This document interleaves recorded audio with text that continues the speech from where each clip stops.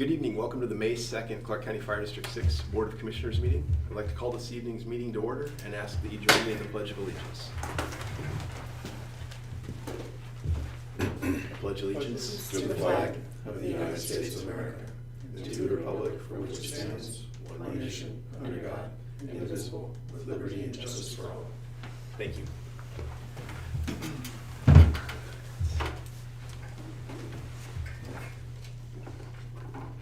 At this time, I'd ask for any additions to this evening's agenda. Right here. None here. We'll need to read and approve, post as necessary, the minutes of the April 17th regular meeting. So move. Second, all those in favor? Aye. Aye. Thank you. Correspondence this evening, I didn't see any uploaded to the packet. All right. Citizens viewing this evening's meeting on YouTube, you can communicate directly with the board using the chat feature if you'd like. That will be monitored throughout this evening's meeting. Committee reports. Looks like the only report we have this evening is a parade report. Commissioner Lotsbeck. Really nothing to update. May 20th, I think we're pretty well set to go. We're gonna have our last meeting here the Thursday before the parade to go over any final. Yeah, Chief Russell's been helping with locating the Lions and the radio club and all those sorts of things. So I think we're pretty well Ready set to go. All right. Coming up quick. It's the 2nd of May already. Consent agenda. Move for approval. Second. All those in favor? Aye. Aye. Chief's report. So the first thing in the chief's report is the personnel action report. We had a number of anniversaries.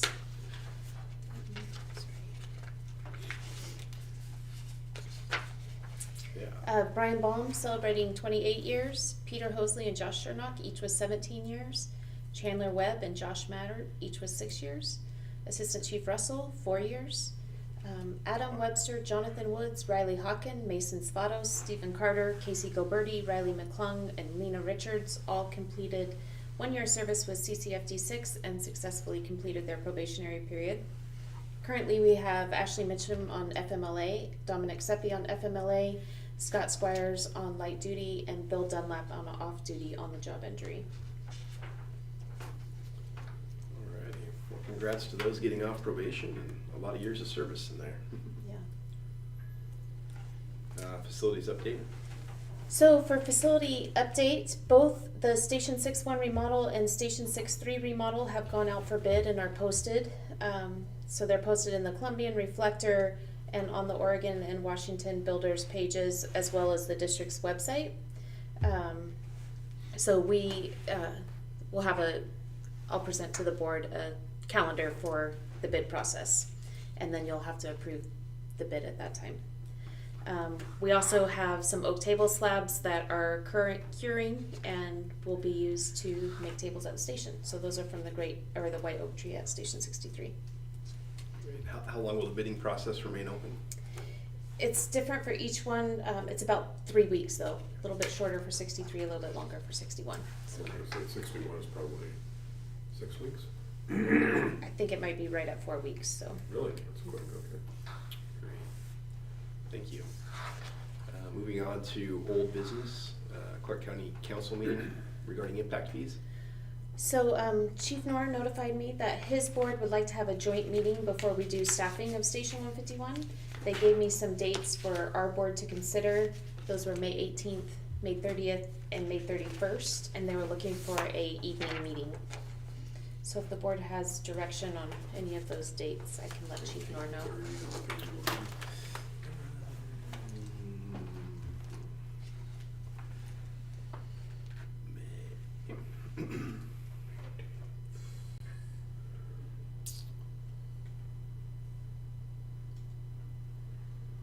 18th works. Actually, I can make them all work if I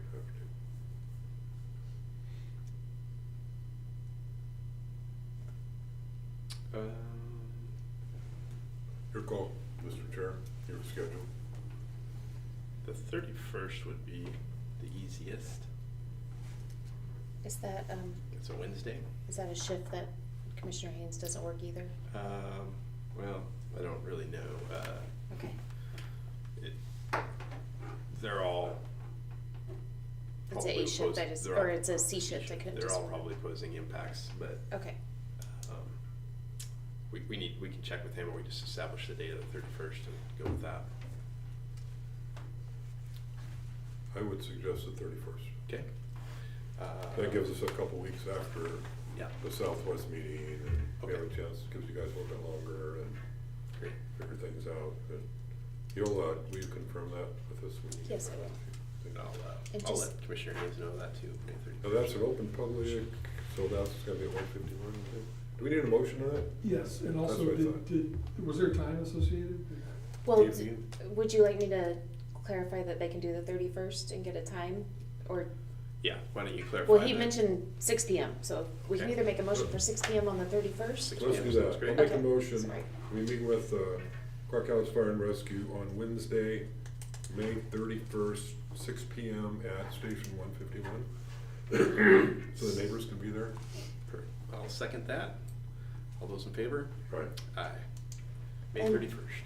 And just to notify the board, I did have discussions with Chief Moore asking if a potential August date was doable, since they were stuck on July, we were stuck on September. If we could split the difference, so that will be a discussion at that Well, meeting as well. At the one FFB meeting, he said that July 1 could be difficult, it could be later on in July anyway. So maybe they have that figured out. So you've approached him about a change in the July dates, but he hasn't provided you any feedback? Well, initially, we didn't want to start till September. They still wanted to do Right. July, so I asked if we could split the difference for August, and so that was something that they were considering. Okay. And we have a FFB meeting on the 10th. Okay. So Okay. Alrighty, is that all the old business related to Station 151? Yes. Okay. Looks like there's a Clark County Council meeting regarding impact fees. Yeah, so I just wanted to keep the board updated that, that meeting will be May 10th at 9 o'clock in the morning at the county council building. I know that Fire District 5 is writing, their board is writing a letter of support for fire services seeking impact fees. I haven't heard if District 3's is or not yet, so just to let our board know. Okay. Brad, are you gonna be able to attend that? for about 45 minutes, I have a conflict at 10. Yeah, I'm tied up that morning Starts as at well. 9, right? I have a conflict at 10. Starts at 10. Starts at 10? It starts at 9. 9? May 10th at 9. Yeah, I've got a conflict, I'm gonna have to leave by 10, maybe a little before, but I'll be there for an hour. Okay. Okay. Who's presenting? It'll be, I'm not sure which chief is gonna do it. We're meeting next week to go over our Just one chief, not presentation. everybody. Yeah. May 10th. I imagine it'll be Nora or Blue, but And this is an overview of impact fees, or what is being provided to the council that day? yeah, so it's a workshop with the board about why we want to ask the board to collect impact fees, or the county to collect impact fees. So again, each district will have to establish their own based on their facilities plan, or their capital facilities plan. But what this workshop will do, if the board moves forward with it, will allow the county to collect these fees based on behalf of the fire service. Okay. Like the schools do. Yeah, so like, And the parks, and the roads, Yeah, so I guess it's your idea then that this is presented to the county council and they take whatever action they wanted to take, and then once that's approved or whatnot, then you come back and evaluate what that means for District 6? so this is a workshop, so they won't take action Right. on May 10th. It will be more the chiefs discussing the need Okay. and the why we're asking for this. And then at their next board meeting, if they choose to put it on the agenda, that's when they can take action. Yep. If they were to take action, the action we're asking them to take is to allow fire service agencies in Clark County to collect impact fees. That doesn't mean that District 6 has to collect impact fees. That will be a decision by our discretion. board, Oh, okay. yeah. Okay, so it's more of a global approach. Right. Okay. so it's capital. It gives us the ability, it doesn't make it or a necessity, I guess, Perfect. or So a to must. clarify, it's just for capital improvements only? It is, So it's only buildings, or does apparatus count? it's only building That's what I thought. facilities, yeah. It's not land, it's just buildings? No, it can Could be be for the land. land too, yeah. Okay. Yeah. All right. Thank you. Any capital development. All right, any other questions on that? No, but I just, I know we can't separate residential from commercial. It'd really be nice if we could. Assisted living facilities, apartments, we got more apartments going in and out by WSU soon. Those are the ones that really impact us. Mm-hmm. And when you have 100 beds in an assisted living facility, we're going there 300 times a year with our resources, and a resident, we might go once every 5. That's the inequity to me. I mean, and it would count on, it would count more on commercial, I would assume, than it would on residential, but that's something that I think our board can almost decide when the time comes what that fee structure might even be. Mm-hmm. There'll be a limit, I'm sure, but. Yeah, so to even be eligible to collect fees, or request to collect fees, you have to have a capital facilities plan in place, and part of that capital facilities plan has those calculations on how you wanna assess those impact fees to those Okay. places. Thank you. Mm-hmm. All right, moving on to new business. Do you just want to walk through those Sure. items there? So first one on there is Mechanics Conference. Brad Osborne, as you know, is an officer on the board of the Washington Fire Mechanics. So last week he successfully executed an event where 20 students participated in 2 days of training in EVT testing. This is the first time this type of EVT testing with the mechanics group was held in Southwest Washington. And originally they thought they would have over 40 students, so we contacted Station 21 to see if they could have it at their location. They accommodated it, and we wanted to thank CCF and our staff, especially Captain Tyler Chenoweth and Chief North, for making that a success and allowing us to use that facility. And to Brad, of course. Oh, great. Sorry. Good event, nice event. Yeah. 20 mechanics, it's a large turnout. Yeah. All right. Pat Claflin has announced his retirement for June 28th of 2023. We're looking at the best process to move forward with staffing that position, and then we'll present it to the board. So we're going through a couple different scenarios of how we can best fill that position. And his current job description is maintenance, and he doesn't do fire hydrants, or does he do fire hydrants? He does do fire hydrants. He doesn't do fire hydrants during the winter, and it's physically tolling on him right now during the summer. So one of the options that we're currently looking at is if we could afford to hire 2 part-timers in the summer and then fill Pat's position in September. So to get that hydrant plan going. Thank you. But it is on the forefront. So policy 1074, paid family medical leave. The district and the local have been working together to reach an agreement on this policy regarding PFML. Through collaboration, we reached that agreement, and it's to the board tonight for your first reading. So the local has no issue with it. We have no issue with it. We use the Lexapol policy that all of our comparable agencies used, so it's a vetted policy.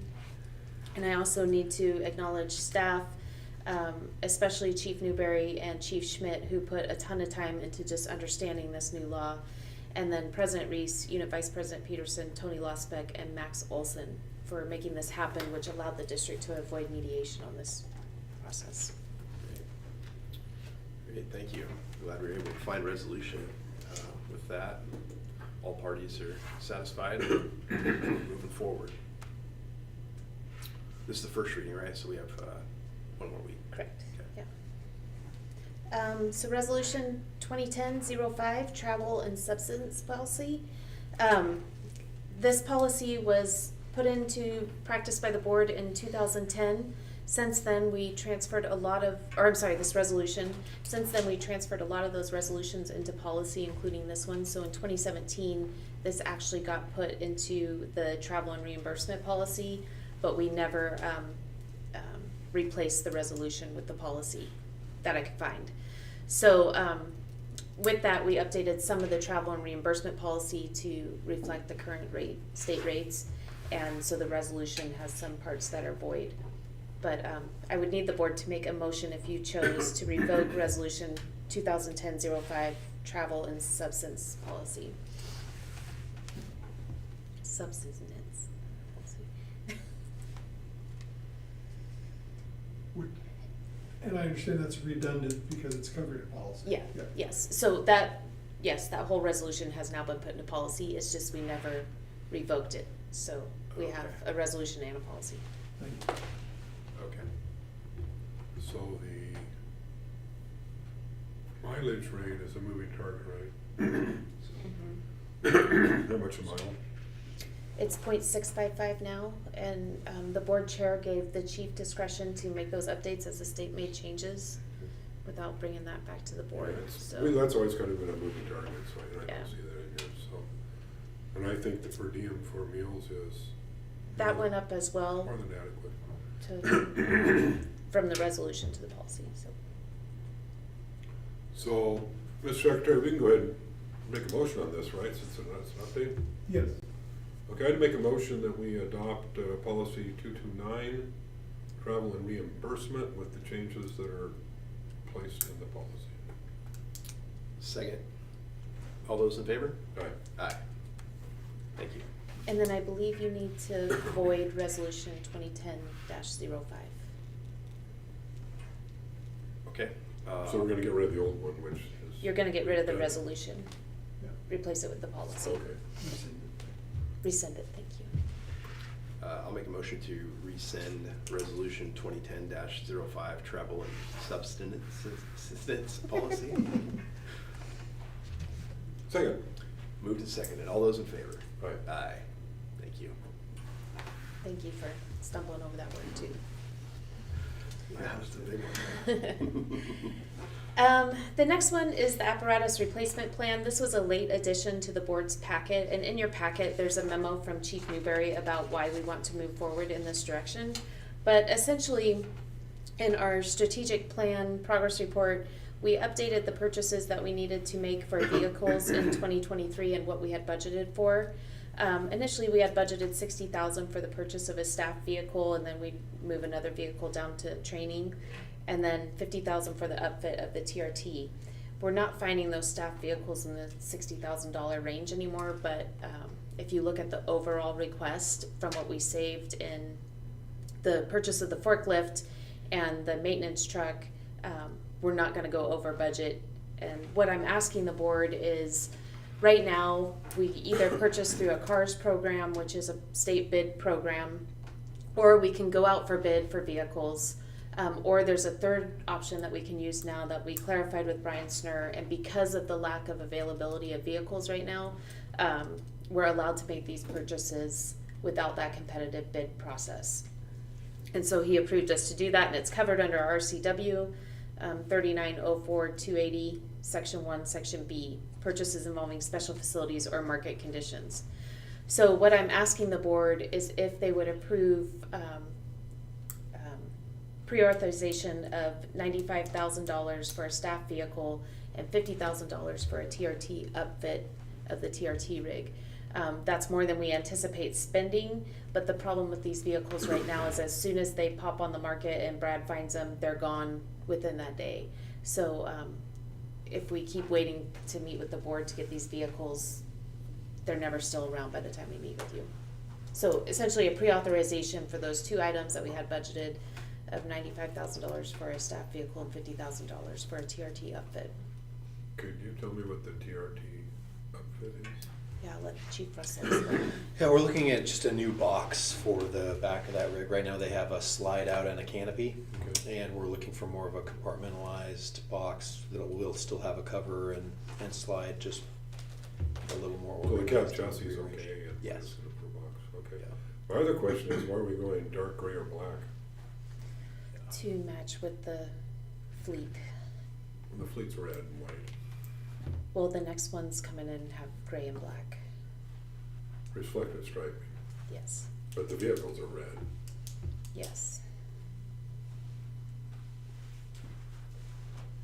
The idea was to make that cheap vehicle, since it is a take-home vehicle, less, I guess more stealth. I don't know how to say it better. It's gonna be stealthy. Yeah.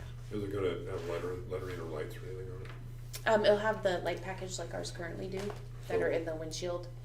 And then Brad was looking at, similar to what TVF&R has, where it's the lettering in the windows, but it's shadowed, I guess. Because if you have red lights and siren, you have to identify it as a fire department vehicle. Yeah. I don't know, if you're gonna go to calls, I think white and red are probably more visible than black, but I don't know, I'm old school. New school, jump in. I'm still just reading through the whole plan. So 95,000 for an SUV? Is that? Well, if you look at Chief Newberry's memo, they've been trying to buy this SUV for months Yeah. now. And Right. where they're finding the prices are anywhere from 72 to, Well, there's 3 of them 80s, listed, yeah. between 74 and 78.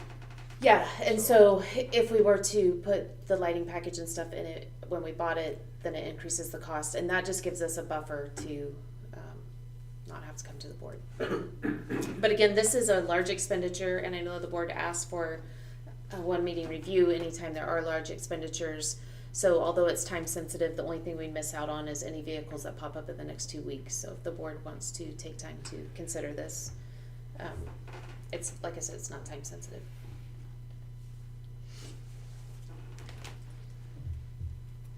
And the CARS state bid process, that doesn't provide access to cars? Is that, like, it's delayed? It's or? almost a year. Okay. Yeah. All right.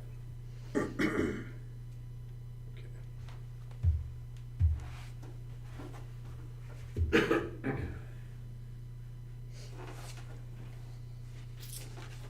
And a lot of times, Brad and Chief Newberry can find vehicles even less expensive than what they are on the CARS website, so. Okay.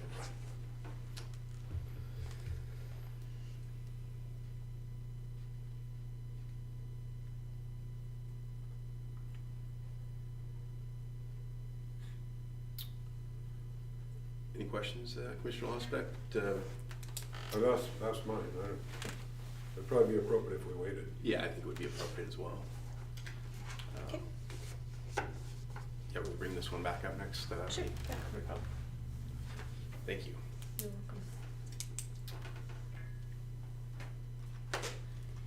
welcome. The last thing on the agenda is perk filing. So on April 21st, the district received a certified letter addressed to Commissioner Pfeiffer that contained documents that the local had filed an unfair labor practice against the district. So the letter should have been addressed to the district, not to the board.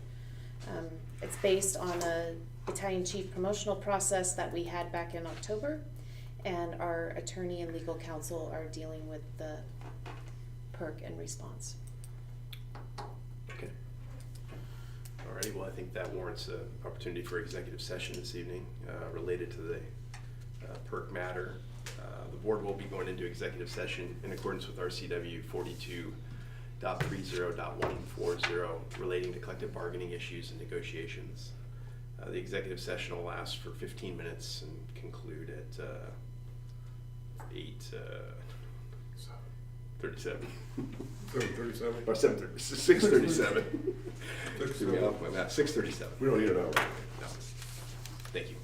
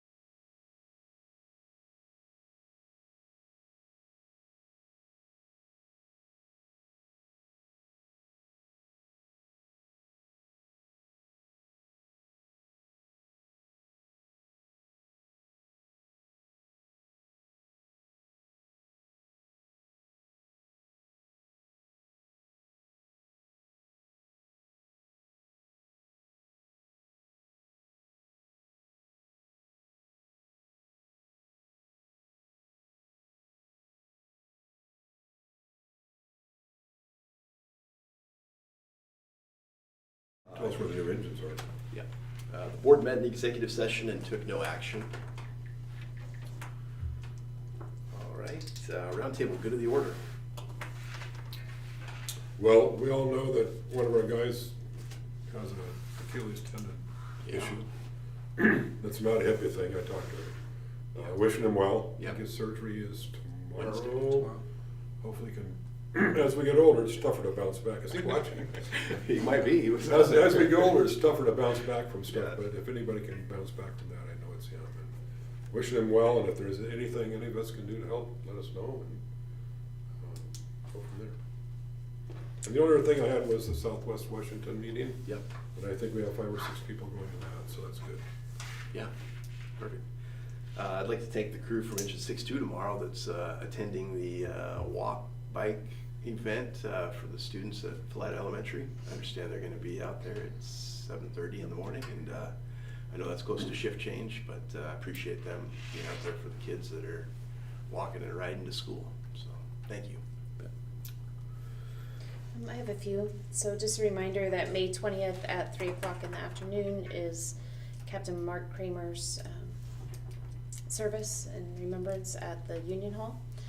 I wanted to thank the board for allowing us to contract with Ready Rebound. They took the individual that had the Achilles tear. They had him in with the doctor the next day and surgery within 5 days. So that's amazing. Unbelievable, and he had an MRI in between there, which Mhm. is So just that alone is saving a lot. a lot of money for the district, our community, and just getting our people back to work and healthy. So Good stuff, thank you. good stuff.